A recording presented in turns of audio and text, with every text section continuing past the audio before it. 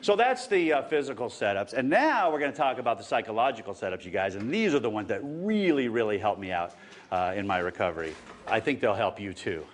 The first is euphoric recall. And this is basically where the alcoholic and addict exaggerates all of the positive memories of use and blocks out and minimizes the negative parts of use, right? Now, let's face it. When I get in the craving cycle, I'm not thinking about how bad it's going to be, right? I'm thinking about how good it's going to be, right?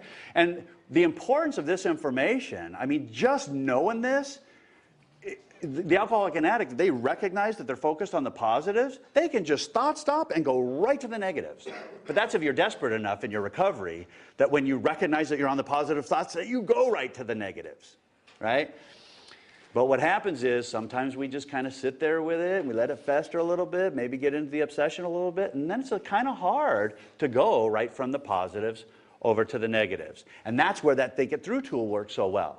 So if I use, then this will happen, then this will happen, then this will happen, then this will happen, and then this will happen. It's like, ugh, I don't want to go back there, right? So see how I've progressively taken myself from the positives to the negatives. And when you get over here, it's kind of like, you know, what the big book of Alcoholics Anonymous calls pitiful and incomprehensible demoralization, right? And so when you get there, it's like, so that's a really, really good tool of recovery. If you don't think you can take yourself from the positives to the negatives by yourself, maybe do it with your counselor or your sponsor first so you're in a safe place to do that. Okay, so that's euphoric recall. So we're thinking about focused on the positive parts of using, blocking out, minimizing the negative parts of using, believing it wasn't that bad.